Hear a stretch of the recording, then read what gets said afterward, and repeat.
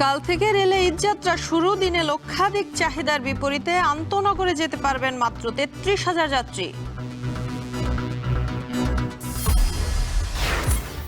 ঈদবাজারে ভারতকে পেছনে ফেলে চাহিদার শীর্ষে পাকিস্তানি 3 পিস লাগেজ পার্টির মাধ্যমে বেশি আসছে আগানোর রাওয়াত তাক্কাল। পাকিস্তানি ড্রামা বিশেষ করে মেয়েরা দেখে অবসেস ওইগুলোতেই আর কি। এবার কালেকশনগুলো অনেক সুন্দর আসছে। পাকিস্তানি প্রোডাক্টটা একটু ইন্ডিয়ান থেকে আলাদা হচ্ছে। মৌসুমের শুরুর খরা কাটিয়ে রাজশাহী অঞ্চলের আমবাগানে উচ্চ ফলনের আশা। 4 জেলায় অন্তত ৬,০০০ কোটি টাকা বিক্রির লক্ষ্য।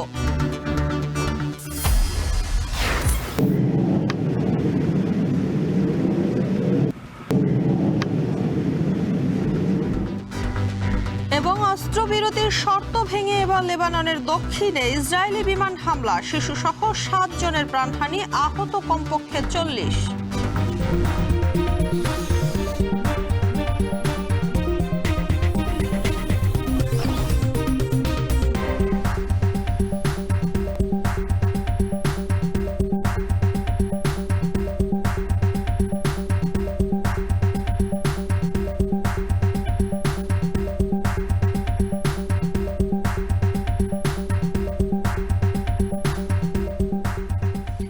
শুনছিলেন শিরোনাম। স্বাগত এখন সকালে পুরো আয়োজনে আপনাদের সঙ্গে আছে আমি শম্পা বিশ্বাস। কাল থেকে শুরু ট্রেনের ঈদযাত্রা। যাত্রা নির্বিঘ্ন করতে এবার গুরুত্বপূর্ণ স্টেশনগুলোতে কাজ করবে আলাদা পর্যবেক্ষণ টিম। মোতায়েন করা হয়েছে দ্বিগুণ নিরাপত্তা বাহিনী। আন্তনগর ৪৩টি ট্রেনের পাশাপাশি চলবে ২৬টি মেইল ট্রেন। যাত্রার দিন মিলবে আন্তনগর ট্রেনের ২৫% স্ট্যান্ড-ইন টিকিট। তবে আন্তনগর ট্রেনে চাহিদার তুলনায় আসন সংখ্যা বরাবরই নগণ্য। আরও জানাচ্ছেন সিফাত শাহরিয়ার।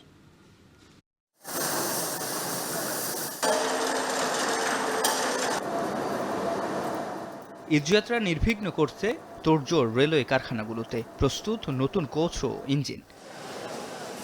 টিকিট চেকিং ও শৃঙ্খলা রক্ষায় তৈরি হচ্ছে অস্থায়ী প্রবেশপথ। বিনা টিকিটের যাত্রী ঠেকাতে থাকবে কয়েক স্তরের চেকিং ব্যবস্থা। ঈদ ঘিরে ইতোমধ্যে অবৈধ উচ্ছেদ ও পার্কিং সরানো হয়েছে। নিরাপত্তা নিশ্চিতে রেলওয়ের নিরাপত্তা বাহিনীর সংখ্যা করা হয়েছে দ্বিগুণ। সেই সাথে র্যাব, এপিবিএন সহ থাকবে অন্যান্য আইন শৃঙ্খলা বাহিনীও। আপনার অবৈধ কিছু স্থাপনা ছিল সেইগুলো উচ্ছেদ করা, সাথে অবৈধ পার্কিং এগুলো সরানো। আমরা আসলে স্বেচ্ছাসেবক হিসেবে কাজ করছি স্যারের নির্দেশে। যে স্টেশনগুলো আছে ওই জায়গা থেকে মোটামুটি ফোর্সে নিশ্চিত 30 জনের মতো, তারপরে আনসার সদস্য পাওয়া গেছে আরও 200 জনের মতো। সব কিছু মিলিয়ে আমাদের যা ফোর্স আছে এক্সিস্টিং ফোর্স, তার প্রায় আরও সমপরিমাণ ফোর্স আমরা পেয়ে যাচ্ছি এই ঈদ উপলক্ষে। তবে অতিরিক্ত যাত্রী চাপে এসব ব্যবস্থা কতটা কার্যকরী থাকবে? আগাম টিকিট বিক্রির পরিসংখ্যান দেখলে আসন্ন যাত্রী চাপ অনেকটাই অনুমেয়। যেখানে 25 থেকে 30 মার্চের টিকিট পেতে দিনে 4.5 কোটি থেকে 7.5 কোটি বার চেষ্টা করেছে যাত্রীরা। আধা ঘন্টায় একসঙ্গে 1.5 কোটি বার চেষ্টা করা হয়েছে 27 মার্চের টিকিটের জন্য। আর 28 তারিখের টিকিটের চাহিদা ছিল সবচেয়ে বেশি। অথচ ঢাকা থেকে লাখের ওপর যাত্রী চাহিদার বিপরীতে আন্তনগরে সিট মাত্র ৩৩,০০০-এর মতো। বাকি যাত্রীদের জন্য কি ব্যবস্থা রাখছে রেলওয়ে? যাত্রা শুরুর 2 ঘন্টা আগে থেকে স্ট্যান্ড-ইন টিকিট দেওয়া হবে, আর মেলের টিকিট যাত্রার 3-4 ঘন্টা আগে থেকে দেওয়া হয়। নিরাপদে ট্রেন ভ্রমণের ক্ষেত্রে যাতে কোনো অহেতুক ঝামেলা সৃষ্টি না হয়। অন্যান্য যে সকল ট্রেন আছে সবগুলোতে অতিরিক্ত কোচ সংযোজন করা হবে যাতে আমাদের যাত্রীর চাপটা সামাল দেওয়া সম্ভব হয়। টিটি বা টিসিও পর্যাপ্ত থাকবে, এই বিষয়টা আমরা এবার কড়াকড়িভাবে আমরা এটা নিশ্চিত করব। 27 মার্চ থেকে সারা দেশে চলবে 5 জোড়া বিশেষ ট্রেন। রেলওয়ে সচিব বলছেন, এবার সিসিটিভির ব্যবহার বাড়ানো ও আলাদা মনিটরিং টিম কাজ করবে। আমরা ভিজিলেন্স টিম করে দিয়েছি। তারা ওই ঈদের সময়টুকুতে ঘন ঘন তারা যাবে, মনিটর করবে, তারা প্রয়োজনে ট্রেন দেখবে। ঈদের যাত্রা যেন তারা সম্পন্ন করতে পারে, যা যা প্রয়োজন তারা সেই জিনিসগুলো দেখভাল করবে। 44টা অতিরিক্ত কোচ আমরা এখানে যুক্ত করছি এই ঈদযাত্রার ট্রেন বহরে। প্রতি বছরই ঈদযাত্রায় বিনা টিকিটে ভ্রমণ বন্ধে নানা রকম ব্যবস্থা নেওয়া হয় স্টেশন এলাকায়। শতভাগ সফল না হলেও অনেক ক্ষেত্রেই সফল হয় বাংলাদেশ রেলওয়ে। তবে বেশিরভাগ বিনা টিকিটের যাত্রী ওঠে এই কমলাপুর এবং বিমানবন্দর আউটার থেকে।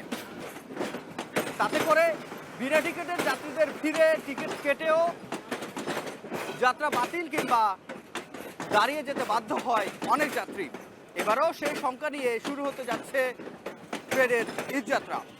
সিফাত শাহরিয়ার, এখন ঢাকা।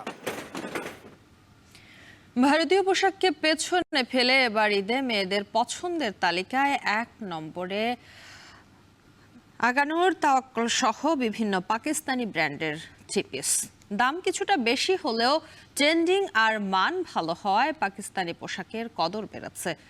লাগেজ পার্টির মাধ্যমে এবার বেশি আসছে পাকিস্তানি পোশাক। আর জানাচ্ছেন গালিব ইবনে রিয়াজ।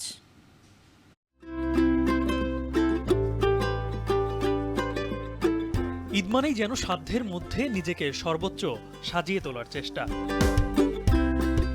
এবার ঈদ ঘিরে মেয়েদের পছন্দের তালিকায় 1 নম্বরে জায়গা করে নিয়েছে পাকিস্তানি থ্রি পিস। সেলাই কিংবা সেলাই ছাড়া 2 ধরনের পোশাকেই আগ্রহের তালিকায় আগানুর, রাওয়াত, তাওয়াক্কাল সহ বিভিন্ন পাকিস্তানি ব্র্যান্ড। খুবই সুন্দর কালেকশন এবার বের করেছে। দ্যাটস ওয়াই আমি এখন পাকিস্তানিটা বেশিরভাগ চুজ করছি। বেশিরভাগ মেয়েরাই পাকিস্তানিটা চুজ করছে, কারণ তাদের কাছে এবার কালেকশনগুলো অনেক সুন্দর আসছে। এবার একটু বেশি মনে হচ্ছে, কারণ পাকিস্তানি ড্রেস সবসময় বের হয়, বাট এবছর মনে হচ্ছে বেশি একটু ট্রেন্ডিং। সবাই যেমন মাতামাতি করতেছে, কিনতেছে। পাকিস্তানি মানে একটু কমফোর্টেবল হয় পরার জন্য, সেজন্য পাকিস্তানিটাই প্রেফার করি। বরাবরই বাজারে ভারতীয় পোশাকের আধিপত্য থাকলেও এবার ভিসা জটিলতায় প্রতিবেশী দেশ থেকে পোশাকের আমদানি কমেছে। অন্যদিকে ব্যবসায়িক যোগাযোগ সহজ হওয়া আর পাকিস্তানি সিরিয়ালে আসক্ত হয়ে পড়ায় ট্রেন্ড দখল করেছে পাকিস্তানি পোশাক। আপডেটেড ভার্সনগুলো পাকিস্তানি বেশি পছন্দ হয় আর কি। ইন্ডিয়াগুলা তেমন দেখা হয় না, তেমন একটা পছন্দ হয় না। পাকিস্তানি ড্রামা বিশেষ করে মেয়েরা দেখে অফিস, ওইগুলোতেই আর কি, ওগুলাই আর কি ভালো লাগে। পাকিস্তানি ড্রামা দেখে আমাদের কাছে ভালো লাগছে যে এই ড্রেসটা খুব সুন্দর, আমরা এরকম ভাবে নিব। আর ইন্ডিয়াকে এখন আমরা পিছে ফেলে দিচ্ছি। পাকিস্তানি পোশাকটা মেয়েদের একটু ফেভারিট কালেকশন, এই জিনিসটা বেশি পরে, মানে এই জিনিসটা পুরা কমফোর্টেবল, এই জন্য পাকিস্তানি ড্রেসটা বেশি পরে। এখনকার জেনারেশন যারা আছে মেয়েরা আপনার পাকিস্তানি প্রোডাক্টে বেশি পছন্দ করতেছে, আর পাকিস্তানি প্রোডাক্টটা একটু ইন্ডিয়ান থেকে আলাদা হচ্ছে। যদিও এখনও সরাসরি দেশটি থেকে পোশাক আনতে পারছেন না ব্যবসায়ীরা, দুবাই হয়ে আনতে হয় পণ্য।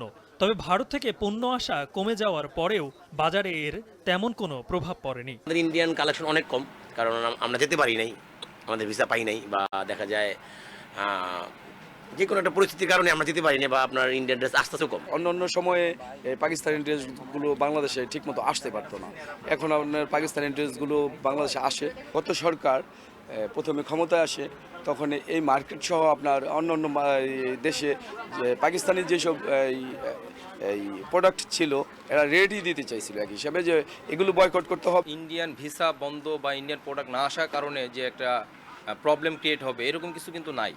গত বছর থেকে এই বছর দুদেশ থেকে পোশাক আমদানি কম হয়েছে প্রায় 3,65,000। জাতীয় রাজস্ব বোর্ডের তথ্য মতে গত 3 মাসে ভারত থেকে আমদানি হয়েছে 13,29,000 পিস পোশাক, আর পাকিস্তান থেকে 9 লাখ পিস। তবে শুধু থ্রি পিসের ক্ষেত্রে গত 3 মাসে ভারতের চেয়ে 5.5 গুণ বেশি আমদানি হয়েছে পাকিস্তান থেকে। বিদেশি পোশাকের সাথে অনেকটা পাল্লা দিয়েই চাহিদা পূরণ করছে দেশীয় পোশাক। তবে প্রতিযোগিতা আর ট্রেন্ডিংয়ের এই বাজারে প্রথম হতে হলে দরকার ব্যবহারকারীদেরই রুচির পরিবর্তন। আমরা তো গ্লোবাল ট্রেন্ডের মধ্যে আছি, এবং এই ট্রেন্ডের কারণে আমরা যে কোনো সময় যে কোনো জায়গা থেকে পোশাক কেন যে কোনো জিনিসই হচ্ছে নিতে পারি, পড়তে পারি। সো আমাদের যে সোশ্যাল মিডিয়াগুলো আছে like Insta, TikTok, the Facebook, আমার মনে হয় এটা একটা বিগ কারণ মেয়েদেরকে ইনফ্লুয়েন্স করা। একটা রিজন হচ্ছে যে মেয়েরা সবসময় চায় যে আমাকে দেখতে সুন্দর লাগবে। আমরা সবসময় দেখা যায় যে অনেক কাস্টমাররা থাকে যারা অনেক সেলিব্রিটিকে ফলো করে। তো সামহাও বাংলাদেশ এটা দুঃখজনক যে আমাদের নিজেদের কালচার থেকে অন্যান্য কালচারের নাটক, ড্রামা এগুলো অনেক বেশি ইনফ্লুয়েন্স করে। গত রমজান থেকে এই রমজানের প্রথম 20 রোজার ব্যবসা আশাব্যঞ্জক হয়নি বলে জানিয়েছেন ব্যবসায়ীরা। গালিব ইবনে রিয়াজ, এখন ঢাকা। আরএফএল ওয়াটার পাম্পের অটো থার্মাল টেকনোলজি, যা বেশি হিটে নষ্ট হয় না, শতভাগ মসৃণ, ব্রাশ ইম্পেলার নিশ্চিত করে অধিক পানির flow. RFL water pump on করলে পানির তুফান। মুকুলের ঘ্রাণে ছেয়ে গেছে রাজশাহীর আমের বাগানগুলো। সোনালী মুকুল এরই মধ্যে গুটিতে রূপ নিতে শুরু করায় স্বপ্ন দেখতে শুরু করেছেন বাগান মালিকেরা। কিন্তু মৌসুমের শুরুতেই খরার কবলে পড়েছে আমের রাজধানী চাঁপাইনবাবগঞ্জ ও নওগাঁর বাগানীরা। তবে সকল বৈরিতা কাটিয়ে আমের উচ্চ ফলনের আশা কৃষিবিদ ও বাগানীদের। এই মৌসুমে রাজশাহীর 4 জেলায় অন্তত 6,000 কোটি টাকার আমের বেচাকেনার আশা। আরও জানাচ্ছেন রাকিবুল হাসান। চৈত্রের বাতাসে আমের বাগানে দোল খাচ্ছে সবুজের আলপনা, সাথে বাগান জুড়ে ঘ্রাণ ছড়াচ্ছে মধু ফলের অঙ্কুর। রাজশাহী অঞ্চল জুড়ে 87,507 হেক্টরে এমন সোনালী মুকুলে ঢাকা পড়েছে সবুজ বাগান। গেল পৌষ ও মাঘে আমের কুশিতে বাদ সাজেনি ঘন কুয়াশা। এখন এসব মুকুল থেকে গুটিতে রূপ নিচ্ছে রসালো ফল আম। ছোট বড় মাঝারি সব গাছেই ভালো গুটি আছে এবারকার বছরে। আর কয়েকদিন পর গেলে গুটিটা একটু কারো সাইজ হবে দেখার মতন। মুকুলটা ঝরে যাবে খরানিতে, অতিরিক্ত খরানির জন্য। গাছের গোড়ায় পানি দিলে আপনি ধরেন মুকুলটা দাঁড়াবি ভালো, গুটিটা ভালো থাকবি। রাজশাহীর বাগানে ছোট বড় সব গাছেই মুকুলের দেখা মিলেছে বেশ। ল্যাংড়া ফজলি, আমরুপালি বা খিরসাপাত সব গাছেই মুকুল আসে 95%, যেখান থেকে গুটি বেঁধেছে অন্তত 90 ভাগ। বাগানীরা বলছেন 19,603 হেক্টর থেকে 2,60,000 টন আম উৎপাদনের যে লক্ষ্যমাত্রা তা ছাড়িয়ে যাবে রাজশাহীতে। তাতে খরার রুক্ষতা বৃদ্ধি পাওয়ায় শুরুতেই যত্ন বাড়িয়েছেন চাষিরা। গাছে অনেক গুটি এসেছে, সেই জন্য আমরা গুটি পরিচর্যা করছি। আমের পুরো এবার যত্ন খুব ভালোভাবে নেওয়া হচ্ছে। রাজশাহীর পাশাপাশি আমের বড় গাছ ও দীর্ঘতম বাগানের খ্যাতি আমের রাজধানী চাঁপাইনবাবগঞ্জের। তবে 37,604 হেক্টর বাগানে মুকুল এলেও বৈরী আবহাওয়ার কবলে পড়েছে। মুকুল থাকলেও সপ্তাহ জুড়ে খরা প্রবণতায় কমছে আমের গুটি। তাতে দুশ্চিন্তা বাড়ছে বাগানীদের। আমের মুকুলটা যেন ঝরে না পড়ে, যদি ঝরে পড়ে যায় তাহলে কিন্তু আমরা সারা বছর লোকসানের মধ্যে পড়ব। এখন মুকুল যদি না হয় তাহলে তো আমরা যে পরিচর্যার যে খরচ এবং লিজ মানি সেটা তো 60% চলে যায়, তাহলে আমরা বাঁচবো কি করে? নওগাঁয় পুরনো গাছের সাথে নতুন ও নাবিজাতের আমের চাষ হয়েছে 30,300 হেক্টর জুড়ে। আমের ছোট গাছে ভরপুর নিয়ামতপুর, সাপাহার এবং পত্নীতলা। এখানে সবচেয়ে বেশি চাষ হয়েছে আমরুপালি জাতের আম। প্রতি বছর মুকুলের সমারোহে ভালো ফলনের স্বপ্ন থাকলেও এবারে নেই, ঝরে পড়ছে বেশিরভাগ আমগুটি। আমার বাগানে মুকুল করছিল আগে সামনে দিলে, সেটা মুকুল ঝরে গেছে। আকাশের একবার বৃষ্টি হয়েছিল, বৃষ্টির কারণে ঝরে গেছে। তার মধ্যে রাতে কুয়াশা হচ্ছে, দিনে তাপমাত্রা বেশি, এই জন্যই পরিস্থিতি। তো মুকুলে দানা পরিমাণ খুবই কম। এক একটা মুকুলে ছড়াই হয়তো 1টা 2টা কিংবা কোনো ছড়াই হয়তো নাই। মুকুল ঝরে চলে যাচ্ছে, গুটি সে মতন গুটি নাই। এই অবস্থায় আমের যত্ন বাড়িয়েছেন চাষিরা। পাশাপাশি আমের গুণগত মান ঠিক রাখতে ও নিরাপদ আম উৎপাদনে তৎপর স্থানীয় ফল গবেষকরাও। ইমিডাক্লোপিড গ্রুপের যে কোনো কীটনাশক 0.5 মিলি হারে এবং ম্যানকোজেব গ্রুপের একটি ছত্রাকনাশক এই প্রতি লিটার পানিতে 2 গ্রাম হারে এখন যদি ভালোভাবে মিশিয়ে যদি এইটা স্প্রে করে দেওয়া হয় তাহলে কিন্তু এই আমগুলো ঠিকমতো থাকবে। গাছের গোড়ায় আর্দ্রতা ধরে রাখার জন্য সেচ এবং সেচ সম্ভব না হলে পানি ছিটিয়ে স্প্রে করার জন্য পরামর্শ দিচ্ছি এবং সেই সাথে যেগুলোতে মুসুর দানা এবং মটর দানা পর্যায়ে রয়েছে সেখানে একটি কীটনাশক এবং একটি রোগনাশক প্রয়োগের আমরা পরামর্শ দিচ্ছি। এখন পর্যন্ত যে আমাদের অনুকূল আবহাওয়া বিরাজমান রয়েছে এবং যে চমৎকার ফুড সেটিং রয়েছে, এতে করে এবছর আম থেকে আমরা একটা বাম্পার ফলন পাবো। রাজশাহী, চাঁপাই ও নওগাঁ এলাকায় হয় আমের মূল উৎপাদন। তবে সার কীটনাশকের খরচ বাড়ায় আমের খুচরা দামে প্রভাব পড়ার শঙ্কা। 87,507 হেক্টরে এবারে আমের উৎপাদন লক্ষ্য 11,46,000 টন, যার বাজার মূল্য 4 থেকে 6,000 কোটি টাকা। আম উৎপাদনে রাজশাহীর এই বাগানগুলোই এ অঞ্চলের আদি প্রান্তর, যেখানে ছোট বড় গাছে এসেছে থোকায় থোকায় মুকুল, যা কিনা এখন রূপান্তর হচ্ছে গুটি আমে। আর এই গুটি আমের বৃদ্ধি আসলে এখন সুঘ্রাণ ছড়াচ্ছে পুরো বাগান জুড়ে, যা কিনা আসন্ন মধু মাসকে স্মরণ করিয়ে দিচ্ছে কৃষককে, যেখানে কৃষকের ফলাফল হবে পরিপুষ্ট। তাতেই এখনই বেশ আনন্দিত কৃষক। রাকিবুল হাসান, এখন, রাজশাহী। সুন্দরবনে এখনো আগুন পুরোপুরি নেভেনি। শনিবার সকালে বাগেরহাটের পূর্ব বন বিভাগের চাঁদপাই রেঞ্জের কলমতেজি ফরেস্ট টহল ফাঁড়ির আওতাধীন টেপারবিল এলাকায় এই অগ্নিকাণ্ডের সূচনা হয়। এখনো পর্যন্ত বনের বিভিন্ন স্থানে বিক্ষিপ্তভাবে জ্বলছে আগুন। শনিবার বিকেল থেকে আগুন নেভানোর প্রাথমিক কাজ শুরু করে বন বিভাগ। আলোর অভাবে সন্ধ্যার পর থেকে বন্ধ রাখা হয় আগুন নেভানোর কার্যক্রম। আজ সকাল থেকে আবারও আগুন নেভানোর কাজ শুরু হয়েছে। তবে খাল থেকে ওই এলাকার দূরত্ব বেশি হওয়ায় পানির উৎসের অভাবে আগুন নেভাতে বেগ পেতে হচ্ছে। বিশ্ব ঐতিহ্য সুন্দরবনে বারবার ঘটছে অগ্নিকাণ্ডের ঘটনা। এতে পুড়ছে বিস্তীর্ণ বনভূমির গাছপালা সহ বিভিন্ন লতাগুল্ম। গত 2 যুগে অন্তত 26 বার আগুন লেগেছে সুন্দরবনে।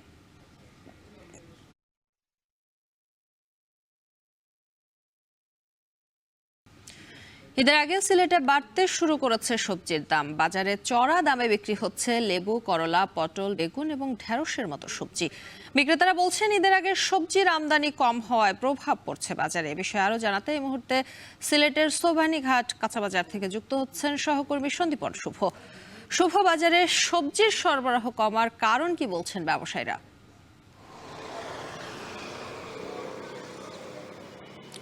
শম্পা, আপনাকে শুরুতেই জানিয়ে রাখি, এই পবিত্র রমজান মাস শুরু হওয়ার সময়ে কিন্তু আমরা দেখেছিলাম যে বাজারে সবজির দাম অনেক কম ছিল, কিন্তু যত দিন গড়াচ্ছে, ঈদ যত সামনের দিকে আসছে, ততই যেন সবজির দাম হু হু করে বেড়েই চলছে। আজকের বাজার দর যদি আপনাকে বলতে চাই, সেক্ষেত্রে কিন্তু শসার দাম আমরা কিন্তু গত সপ্তাহেও মাত্র 20 থেকে 25 টাকা দরে বা 30 টাকা দরে কিনেছি, কিন্তু এটি দ্বিগুণেরও বেশি বেড়ে গেছে। অর্থাৎ আজকে 60 থেকে 70 টাকায় বিক্রি হচ্ছে। তারপরেও কিন্তু অনেক জায়গায় শসা পাওয়াই যাচ্ছে না, একদম আমদানি একবারে নেই বললেই চলে। এর পাশাপাশি আপনি যেসব সবজির কথা বলছিলেন, ঢেঁড়স, করলা এবং বেগুনের মতো সবজি, সেগুলো প্রত্যেকটি সবজি কিন্তু 70, 80, 90 টাকা, এমনকি 100 টাকা পর্যন্ত বিক্রি হচ্ছে। তো আমরা দেখতে পেয়েছি যে পটল এখানে 90 থেকে 100 টাকা বিক্রি হচ্ছে, ঢেঁড়স 60 থেকে 70 টাকায় বিক্রি হচ্ছে, করলাও 70 থেকে 80 টাকায় বিক্রি হচ্ছে।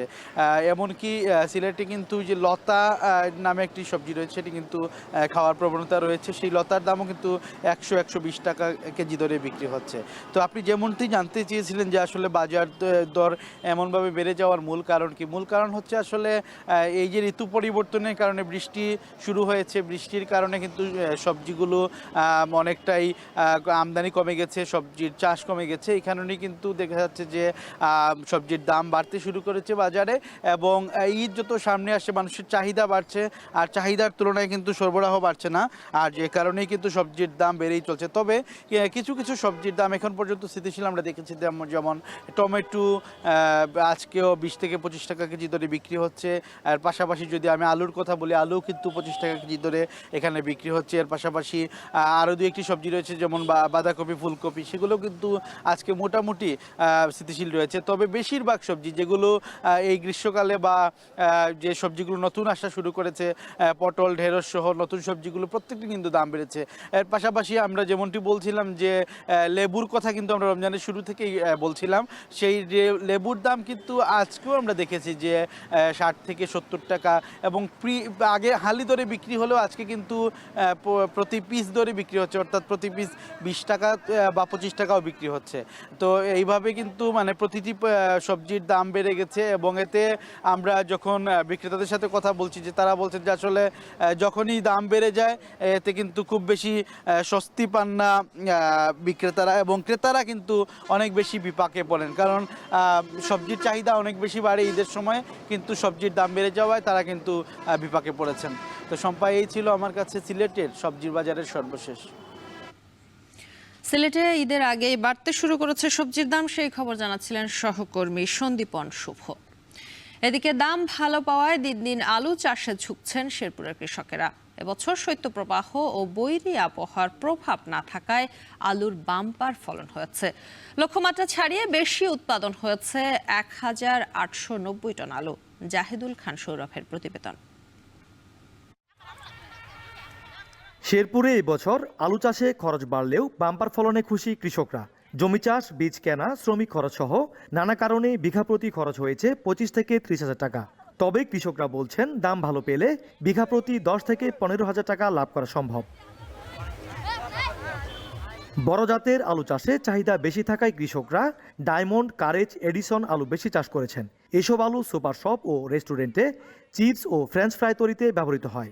আলু বীজ বপনের 80 থেকে 90 দিনের মধ্যেই তা বিক্রি উপযোগী হয়। একই জমিতে আলু চাষের পর পাট, ভুট্টা ও সবজি চাষ করে বাড়তি আয় করতে পারেন কৃষকরা। 6 বিঘা জমি আমি আলু করছি, মনে করুন 3 লাখ টাকার মতন খরচ হয়েছে।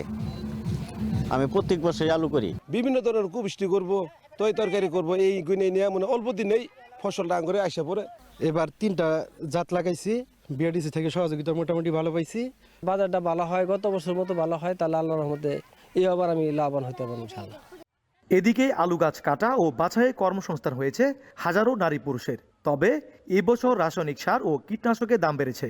তারপরও ফলন ভালো হওয়ায় লাভের আশা করছেন কৃষকেরা। 300 টাকা কাম করি, এই টাকা দিয়ে আঙ্গুরে সংসার চলে। আমরা সকালে 8টার সময় আসি, আর সারাদিন কাজ করি, নিজের ভবিষ্যৎ করুন, 2-1 টাকা পয়সা দিয়ে একটা গরু ছাগল করুন, এই জন্য আমরা এই আলুর কাজও আইছি।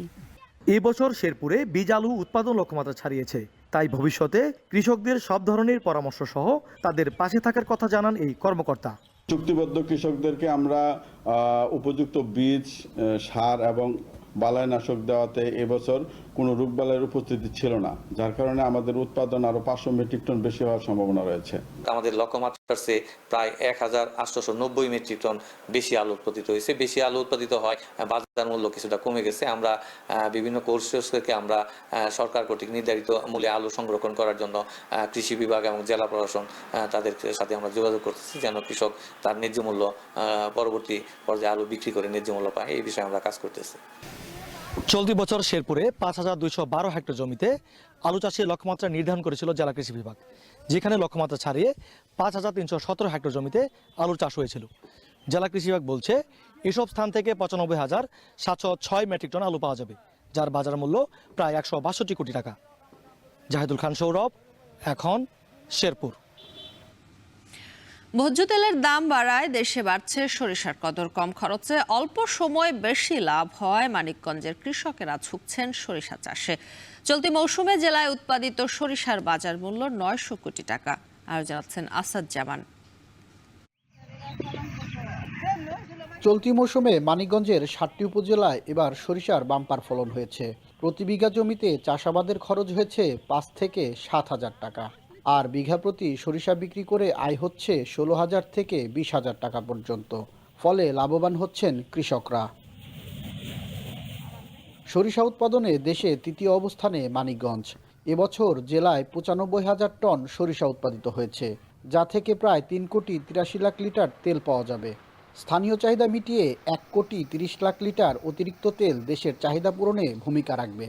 আমাদের এই শস্যটা বাম্পার ফলন হয়েছে, নিজেদের জন্য, আবার খাওয়ার জন্য, আবার বিক্রিও করি। 1,500 টাকা খরচ হয় পার বিঘা প্রতি, তাতে 5 মণ 5.5 মণ 6 মণ শস্য হয়। দাম ভালো থাকে, বাজার ভালো থাকে, তাহলে কৃষকরা বাঁচবো। উন্নত বীজ, আধুনিক চাষাবাদ পদ্ধতি ও প্রশিক্ষণ পেয়ে দক্ষতা বেড়েছে কৃষকদের। ফলে সরিষার বাম্পার ফলন সম্ভব হয়েছে বলে জানিয়েছেন কৃষি কর্মকর্তারা। আমাদের কৃষি বিভাগের পরামর্শে বিভিন্ন উন্নত জাতের সরিষা, যেমন বাড়ি সরিষা 14, বাড়ি সরিষা 17 এবং বাড়ি সরিষা 18, বিনা সরিষা 11, এই জাতগুলার চাষ বেশি পরিমাণে করেছে। এই কারণে আমাদের আসলে ফলন খুব বেশি হয়েছে। সরিষা চাষ থেকে শুধু কৃষকরাই লাভবান হচ্ছেন না, দেশের অর্থনীতিতেও এর ইতিবাচক প্রভাব পড়ছে। সঠিক নীতিমালা ও সরকারি উদ্যোগ থাকলে সরিষার সম্ভাবনা আরও বাড়বে বলে মনে করেন সংশ্লিষ্টরা। আসাদ জামান, এখন মানিকগঞ্জ। বান্দরবানে পাহাড় ও বন উজাড় করে অবৈধভাবে গড়ে উঠেছে অন্তত 30টি ইটভাটা। এতে নষ্ট হচ্ছে পাহাড়ের প্রাণ প্রকৃতি ও জীববৈচিত্র্য। অবৈধ ভাটা বন্ধে আদালতের নির্দেশনা থাকলেও নীতির তোয়াক্কা না করে কার্যক্রম চালিয়ে যাচ্ছে প্রভাবশালীরা। রিজভি রাহাতের তথ্য, ছবিতে বিস্তারিত। কুণ্ডলি পাকিয়ে বের হচ্ছে বিষাক্ত কালো ধোঁয়া, সঙ্গে সূক্ষ্ম কণার ছাই। এভাবেই পার্বত্য জেলা বান্দরবানের লামা, আলীকদম, রুমা, থানচি ও নাইক্ষংছড়িতে বিশেষ কায়দায় পাহাড় কেটে আর বনের কাঠ পুড়িয়ে অবৈধভাবে চলছে অন্তত 30টি ইটভাটা। কৃষি জমি, জনবসতি, প্রাকৃতিক ও সামাজিক বন আর শিক্ষা প্রতিষ্ঠান ঘেঁষে গড়ে উঠেছে এসব ইটভাটা, যার ধোঁয়ায় নষ্ট হচ্ছে পাহাড়ের প্রাণ প্রকৃতি, ফসল ও জীববৈচিত্র্য, বাড়ছে স্বাস্থ্য ঝুঁকি। এখানে পাহাড় থেকে ছোট ছোট গাছগুলা মানে কেটে নিয়ে ইটভাটা মানে ইয়ে করছে। মাটি এগুলা ধরেন পাহাড় থেকে এগুলা আগে কাটছিল, কাটে এখন ইয়ে করছে আর কি করে এখন মানে মেল চালাইতেছে। আইন ও নিয়ম নীতির তোয়াক্কা না করে প্রভাবশালীদের ছত্রছায়ায় চলছে এসব ইটভাটা, যেখানে জ্বালানি হিসেবে ব্যবহার করা হচ্ছে পাহাড়ি বনভূমির কাঠ। পাহাড়ের মাটি ভালো, তাই মাটি এগুলো ঠিক আছে, এগুলো ইট ভালো হয়, লাকড়ি দিয়ে ইট পুরানোর কারণে ইটগুলো খুব ভালো উন্নত মানের হয়। ভারত মানে মেডগুলা কাটি শত শত মানে মেডগুলা টাকা করে আনি, এটা ধরুন ইট বানাইতে গাছের গাছ জ্বালায়। তবে অবৈধ এসব ইটভাটায় নিয়মিত অভিযান চালানো হচ্ছে বলে জানায় পরিবেশ অধিদপ্তর। নাইক্ষ্যংছড়ি, লামাতে অনেকগুলো অভিযান চলছে এবং যারা এই ধরনের কার্যক্রম চলবে তাদের বিরুদ্ধে আমাদের জিরো টলারেন্স নীতি গ্রহণ করছি। সরকারের নির্দেশনা মোতাবেক আমরা তার বিরুদ্ধে নিয়মিত অভিযান পরিচালিত হবে এবং সম্পূর্ণরূপে বন্ধ করে দেওয়া হবে। 3 পার্বত্য জেলায় ইটভাটা নির্মাণে রয়েছে আদালতের নিষেধাজ্ঞা। এরপরও অবৈধ ভাটা কেন বন্ধ হচ্ছে না, এমন প্রশ্ন পার্বত্যবাসীর। এখন বান্দরবান। 4টি দেশে বিচ্ছিন্ন কুর্দিস্তান, স্বাধীনতার স্বায়ত্তশাসনের জন্য তাদের দীর্ঘ লড়াইয়ের প্রতীক নওরোজ অন্ধকার থেকে আলোতে ফেরার উৎসব হিসেবে কুর্দিদের জন্য গভীর রাজনৈতিক অর্থ বহন করে। আরও জানাচ্ছেন নুসরাত কামাল। ফার্সি ভাষায় নওরোজের অর্থ নতুন বছর। জাতিসংঘের তথ্য অনুযায়ী সারা বিশ্বে প্রায় 30 কোটি মানুষ নওরোজ উদযাপন করে। তবে এই উৎসবটির রাজধানী হিসেবে পরিচিত ইরাকের কুর্দিস্তান অঞ্চলে অবস্থিত আকরা শহর। ইরানি বর্ষপঞ্জিতে বসন্ত ও মহাবিষুবের প্রথম দিনকে বলা হয় নওরোজ, যেদিন পৃথিবীর অক্ষ সূর্যের দিকে বা সূর্য থেকে দূরে হেলে থাকে না বলে পুরো অক্ষাংশে প্রায় সমান পরিমাণ দিনের আলো ও রাতের অন্ধকার দেখা দেয়। তাই অন্ধকার থেকে আলোর পথে আসার প্রতীক নওরোজ উৎসব।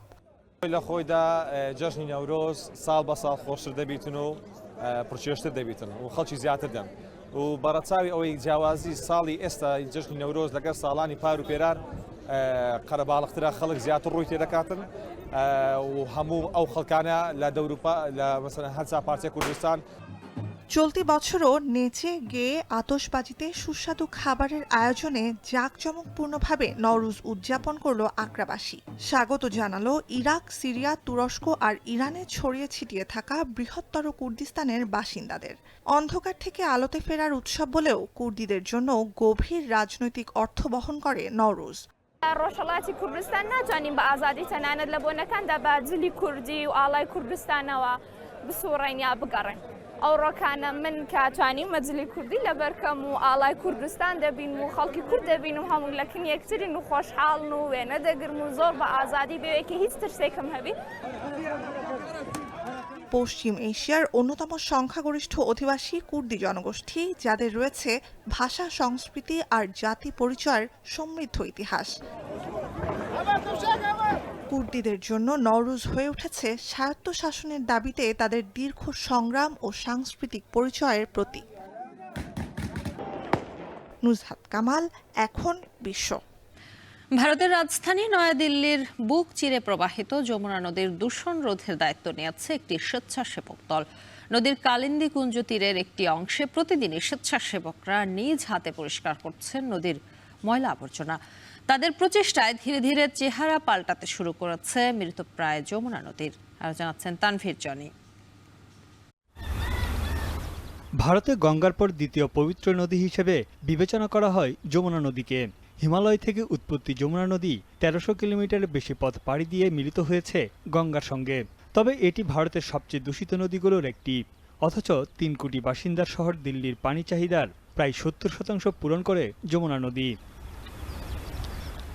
যমুনা নদী মূলত দূষিত হচ্ছে মানুষ ও পশুর অপরিশোধিত বর্জ্যের কারণে। বিভিন্ন পরিবেশ সংস্থার তথ্য বলছে প্রতিদিন প্রায় 80 কোটি লিটার অপরিশোধিত বর্জ্য যমুনার পানিতে মিশছে। দিল্লিতে 35টির বেশি পয়ঃশোধনাগারও হিমশিম খাচ্ছে দূষণ রোধে। যমুনায় 85% বেশি দূষণ আসে ঘরবাড়ির বর্জ্য, মানুষ ও গবাদি পশুর মলমূত্র থেকে। দূষিত এই নদী পরিষ্কারের দায়িত্ব নিজেদের হাতে তুলে নিয়েছে একটি স্বেচ্ছাসেবক দল।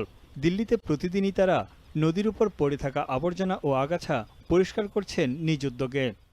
5 साल पहले आते तो यहाँ पे लोग नहीं आते थे। ये इतना गंदा था कि यहाँ पे घंटिया धोता, कपड़े जमे हुए थे पूरा, कोई भी नहीं आता था, घाट पे बदबू आती। দূষণে জর্জরিত যমুনার পানির রং এখন কালো। নিত্যদিনের ময়লা আবর্জনায় স্রোতহীন নদীতে জমেছে সাদা ফেনা। একদিকে শহরের বর্জ্য, অন্যদিকে কলকারখানার দূষণে ঘনত্ব বেড়েই চলছে ফেনার। নদীর আসল রূপ ফিরিয়ে আনতে প্রতিদিনই একটু একটু করে চেষ্টা করে যাচ্ছে স্বেচ্ছাসেবকদের দল। তাদের প্রচেষ্টায় ধীরে ধীরে বাড়ছে নদী পাড়ে দর্শনার্থীদের সংখ্যাও। आपकी एक छोटी पॉलिथिन उठाने से ही अगर कुछ इम्पैक्ट आ रहा है तो आपको वो करना चाहिए। शायद आज ना सही, लेकिन और 5 साल बाद हम कामयाब तो होंगे। এদিকে যমুনায় দূষণ বাড়ার কারণে দিল্লির খাবার পানি সরবরাহেও দেখা দিয়েছে সংকট। পরিবেশবিদদের মতে শহরের ড্রেনেজ সিস্টেম উন্নত করার পাশাপাশি নদী দূষণ রোধে এগিয়ে আসতে হবে সরকারকে। তানভীর জানি, এখন বিশ্ব। যুক্তরাষ্ট্রে গত বছরের তুলনায় বর্তমানে ডিমের দাম 65% বেশি চলতি বছর, যা আরও 41% বাড়ার শঙ্কা করা হচ্ছে। মেক্সিকোতে কম দামে ডিম পাওয়া গেলেও শুল্ক যুদ্ধের কারণে বৈধ পথে ডিম আমদানি বন্ধ রয়েছে, তাই অবৈধ পথ বেছে নিচ্ছেন যুক্তরাষ্ট্রের অনেক ব্যবসায়ী। মেক্সিকো থেকে পাচার করে আনা হচ্ছে ডিম। এ অবস্থায় তুরস্ক ও দক্ষিণ কোরিয়া থেকে ডিম আমদানি নিয়ে তোড়জোড় শুরু করেছে ট্রাম্প প্রশাসন। আর জানাচ্ছে তৌহিদুর রহমান। বার্ড ফ্লুর সংক্রমণে চরম ডিম সংকটে ধুঁকছে যুক্তরাষ্ট্র। মেক্সিকোর সঙ্গে শুল্ক যুদ্ধে দেশটিতে আরও ঘনীভূত হচ্ছে ডিমের ঘাটতি। কারণ মেক্সিকোতে $2 1 ডজন ডিম পাওয়া গেলেও যুক্তরাষ্ট্রের অনেক শহরে ভোক্তাদের গুনতে হচ্ছে $6 থেকে $10 উপরে। পরিস্থিতি এমন পর্যায়ে গেছে যে অর্থ দিয়েও চাহিদা অনুযায়ী ডিম পাচ্ছেন না অনেকেই। পরিসংখ্যান তথ্য বলছে গত বছরের তুলনায় যুক্তরাষ্ট্রে বর্তমানে ডিমের দাম 65% বেশি। অনেকেরই আশঙ্কা 2025 সালে আরও 41% বাড়তে পারে ডিমের দাম। অথচ নির্বাচনী প্রচারণায় ডিমের বাজারের অস্থিরতা কমানোর প্রতিশ্রুতি দিয়েছিলেন মার্কিন প্রেসিডেন্ট ডোনাল্ড ট্রাম্প। এ অবস্থায় অবৈধ পথে পা বাড়াচ্ছেন সাধারণ মানুষ থেকে শুরু করে যুক্তরাষ্ট্রের অনেক ব্যবসায়ী। মেক্সিকো থেকে কম দামে কিনে তা কম্বলে পেঁচিয়ে কিংবা গাড়িতে করে লুকিয়ে যুক্তরাষ্ট্রে পাচার করে আনা হচ্ছে ডিম। পরিস্থিতি নিয়ন্ত্রণে $300 জরিমানার বিধান রেখেও ডিম পাচার রোধে হিমশিম খাচ্ছেন সীমান্তরক্ষীরা। সর্বকালের সর্বোচ্চ এই ডিমের দাম নিয়ন্ত্রণে আনতে তুরস্ক ও দক্ষিণ কোরিয়া থেকে ডিম আমদানির পরিকল্পনা করেছে যুক্তরাষ্ট্র। পোলিশ এবং লিথুয়ানিয়ান পোল্ট্রি সমিতিগুলোর সঙ্গেও চলছে আলোচনা। এমনকি ডিম সংকট মোকাবিলায় $100 কোটি একটি পরিকল্পনাও ঘোষণা করেছে ট্রাম্প প্রশাসন। এর মধ্যে প্রায় $10 কোটি ভ্যাকসিন গবেষণা ও উন্নয়ন এবং $40 কোটি কৃষকদের আর্থিক সহায়তার জন্য বরাদ্দ রাখা হয়েছে। 2022 সালে বার্ড ফ্লুর প্রাদুর্ভাবের পর 16 কোটিরও বেশি মুরগি এবং অন্যান্য গৃহপালিত পাখি নিধন করে বাইডেন প্রশাসন। এরপর থেকেই বাড়তে থাকে ডিমের দাম।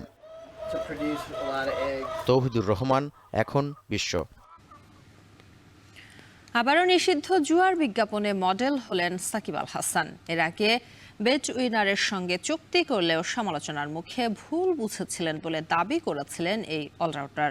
তবে এবার আর কোনো রাগঢাক নয়, সরাসরি বিজ্ঞাপন দূত হয়ে হাজির হলেন বিশ্বের অন্যতম শীর্ষ জুয়া সাইট 1xBet-এর। আরও জানাচ্ছেন Ariful Islam Sahab. Shakib Al Hasan, number 1 in cricket and number 1 in bet. Bowling পরীক্ষায় উত্তীর্ণ হতে না হতেই আবারও জুয়ার বিজ্ঞাপনে সাকিব। নিজের ফেসবুক ওয়ালে ক্রিকেটের অন্যতম বড় জুয়ার মাধ্যম 1xBet-এর প্রমোশনাল ভিডিও প্রকাশ করেছেন দেশসেরা এই অলরাউন্ডার। তবে সমালোচনা এড়াতে বন্ধ রেখেছেন টাইমলাইনের কমেন্টস অপশন। টাইগার ক্রিকেটে বহু সাফল্যের মুহূর্ত দিয়েছেন সাকিব। দেশের গণ্ডি পেরিয়ে দাপট দেখিয়েছেন বৈশ্বিক ক্রিকেটেও, কখনো বাংলাদেশের হয়ে, কখনো বা ফ্র্যাঞ্চাইজি ক্রিকেটে।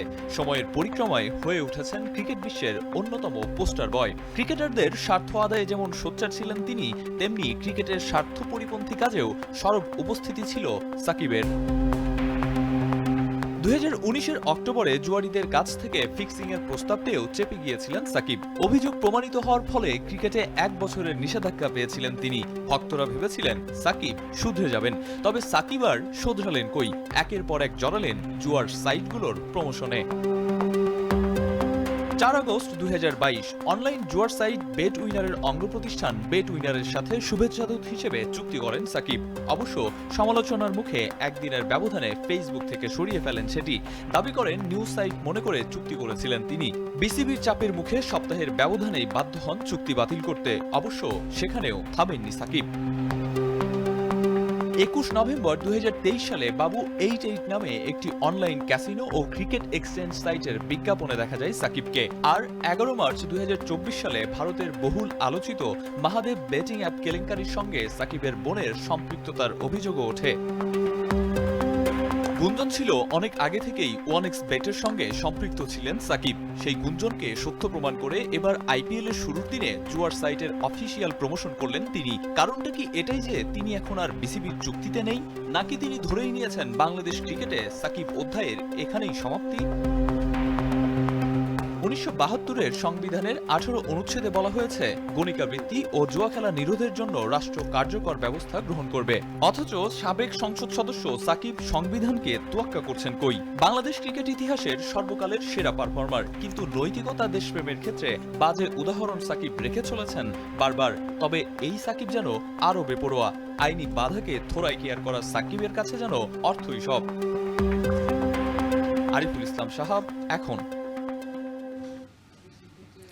হামজা চৌধুরীকে বাংলাদেশ দলে ফেরানোর পর ভারতও প্রবাসী ফুটবলারদের যুক্ত করার ব্যাপারে আগ্রহী, এমন ইঙ্গিত দিয়েছেন অল ইন্ডিয়া ফুটবল ফেডারেশন সভাপতি কল্যাণ চৌবে। সুনীল ছেত্রীর বিকল্প তৈরি করতে এই পথে হাঁটছে দেশটির ফেডারেশন। আর জানাচ্ছেন এসকে শাওন। প্রবাসী ফুটবলার আগে থেকেই খেলছেন বাংলাদেশ দলে। জামাল ভুঁইয়া, তারিক কাজী তাদের মধ্যে অন্যতম। তবে জাতীয় দলে হামজা চৌধুরীর অন্তর্ভুক্তি বিশ্বজুড়ে বেশ সাড়া ফেলেছে। ইংলিশ প্রিমিয়ার লিগে খেলা এই তারকাকে নিয়ে সতর্ক ভারতও। এএফসি এশিয়ান কাপ বাছাইয়ে শক্তিমত্তা বাড়াতে এরই মধ্যে অবসর ভেঙে দলে ফেরানো হয়েছে সুনীল ছেত্রীকে। দলে যোগ দিয়েই আবারও নিজেকে প্রমাণ করেছেন ছেত্রী। মালদ্বীপকে 3-0 গোলে হারানোর ক্ষেত্রে অবদান রেখেছেন অভিজ্ঞ এই ফুটবলার। তারপরও অবসর ভেঙে দলে ফেরায় তাকে নিয়ে সমালোচনা চলছে দেশটির ক্রীড়াঙ্গনে। তবে 40 বছর বয়সী ফুটবলারের বিকল্প বের করতে দীর্ঘমেয়াদী পরিকল্পনা দরকার বলে মনে করছেন অল ইন্ডিয়া ফুটবল ফেডারেশন সভাপতি কল্যাণ চৌবে। যে কারণে প্রবাসী ফুটবলারদের নিয়ে ভাবছে ভারতীয় ফুটবলের নিয়ন্ত্রক সংস্থা। এজন্য নীতি তৈরির চেষ্টা চলছে বলে জানিয়েছেন দেশটির ফুটবল ফেডারেশন প্রধান। তিনি মনে করছেন বিদেশি ফুটবলারদের দলে নিলে খেলার মোড় ঘুরিয়ে দিতে পারে। যদিও দ্বৈত নাগরিক হলে ভারতের হয়ে খেলার সুযোগ নেই, এ কারণে অনেকেই আগ্রহী হলেও শেষ পর্যন্ত ভারতের জার্সি গায়ে জড়াতে পারেননি। এমনকি ভারতও প্রবাসী ফুটবলারদের বিষয়ে তেমন গুরুত্ব দেয়নি। এবার হামজা চৌধুরী বাংলাদেশের হয়ে খেলতে আসায় সেটার প্রভাব পড়েছে ভারতের ফুটবলে। মঙ্গলবার বাংলাদেশ ভারত লড়াইয়ে এই তারকার প্রভাব আরও স্পষ্ট হতে পারে। এসকে শাওন, এখন। এর সাথে শেষ করছি এখন সকাল। তবে যাবার আগে শিরোনামগুলো জানিয়ে দিব আরো একবার। সুন্দরবনে এখনো বিক্ষিপ্তভাবে জ্বলছে আগুন, ছড়িয়ে পড়া ঠেকাতে ফায়ার লাইন। পানির উৎসের অভাবে বেগ পেতে হচ্ছে নিয়ন্ত্রণে। কাল থেকে রেলে ঈদযাত্রা শুরু, দিনে লক্ষাধিক চাহিদার বিপরীতে আন্তনগরে যেতে পারবেন মাত্র 33,000 যাত্রী।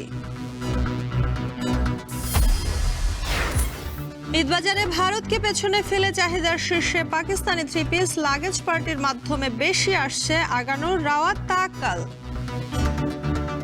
পাকিস্তানি ড্রামা বিশেষ করে মেয়েরা দেখে অফিস ওইগুলোতেই আর কি। এবার কালেকশনগুলো অনেক সুন্দর আসছে। পাকিস্তানি প্রোডাক্টটা একটু ইন্ডিয়ান থেকে আলাদা হচ্ছে।